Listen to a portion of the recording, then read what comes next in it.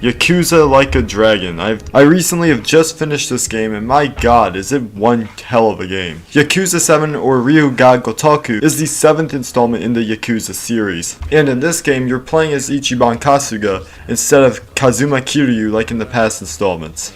A few things I want to note right off the bat. The game doesn't have any outstanding, amazing graphics. As a matter of fact, I'm pretty sure it's like a lot of the other console games you might play. And although it's Japanese to English dub, might not be the best voice acting in the world, I still think it's pretty good.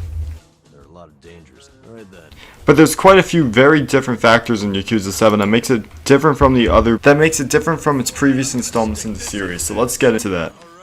Yakuza 7 in its previous installment used to have a beat-em-up style of gameplay, but now it's changed it to more of a turn-based style RPG game, like Persona 5, which is another JRPG that you should definitely play if you enjoy Yakuza 7. But getting back on topic, the turn-based combat system in this game makes the pacing in the game really shift, because now with this turn-based combat come new enemies and new challenges, along with a lot of kick-ass abilities that you can unlock by leveling up and obtaining new members to add to your party. Another new integration that has been brought in with the turn-based combat is the use of the Suji Decks. The Suji Decks is used as an encyclopedia to keep track of all the Sujimon you've encountered, and Sujimon are basically the enemies in the game, and also bosses as well. If you collect enough, you can actually go back to the Sujimon Sensei and go get a reward or two. It's actually pretty cool, and I highly recommend going around and fighting every enemy you can. Though in some cases that might not be good, since one of my biggest gripes is how many enemies actually spawn around an area when you're just trying to get to a place. However, again, like I said before, with the new turn-based combat comes awesome abilities and use of MP, which isn't really that different from the previous games when you think about it. Another really awesome combat feature is the ability to change your jobs. By changing your jobs with your different party members, you will be able to unlock different kick-ass abilities to be able to take down your enemies with. You can unlock it as early as Chapter 5 after visiting Hello Work. And like I said before, different jobs will also be unlocked at different levels and ranks and bonds. So make sure to bring those up as you play the game so you can unlock better jobs and get stronger skills. Though it's not mandatory, it's a nice option to be there, and with the different costumes, it definitely is entertaining. Another really awesome combat feature is the use of pound mates. Pound mates you unlock from different sub-stories and side quests within the game, so make sure that you explore it and do each and every one of them if you want to complete your pound mates contact list. Every pound mate gives you a different ability and advantage that you won't be able to have otherwise, and can definitely help you in sticky situations. There's many different wonky and crazy pound mates, so you're just going to have to find all of them and use them for yourself. But getting into the side quests, there's many different side quests in this game, and at different times, points, and chapters in the game, you'll be able to unlock different new sub-stories. There's many different ones, like helping a homeless man build a bookshelf, or even drinking milk with grown men in diapers. If it didn't get weirder than that, there's also a sub-story where you have to escort a naked man that is covered in suds to get new clothes while running out in public.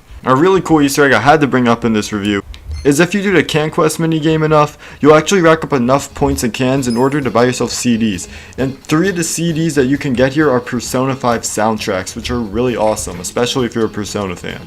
And you can play them at Survive Bar. As you guys can hear, Life Will Change instrumental, probably for copyright reasons. It's definitely a nice touch to the game. But moving on from that, we have special abilities.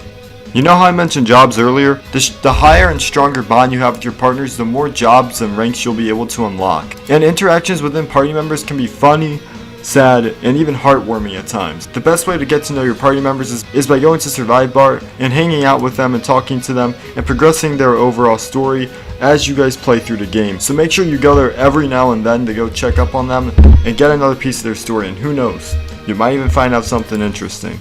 The interactions within Ichiban and his party members are very heartwarming, and as you play the game, your bonds with your party members will grow even stronger. It's a really nice touch. There's also many different minigames you guys can play in the game, including Mario Kart, not falling asleep at a movie theater, and even playing baseball. And yes, that's right.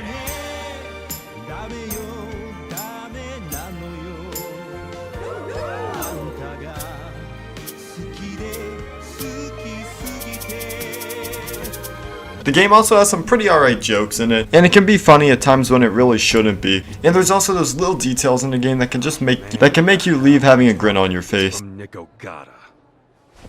He texted me, I finally got a pic with Kamala. Yakuza 7 is full of hours of entertainment, awesome boss battles, and epic and inspiring sub-stories, along with kick-ass gameplay and abilities, and a main story and plot that will blow you away. What are you waiting for? Go out there, buy the game, and be like a dragon.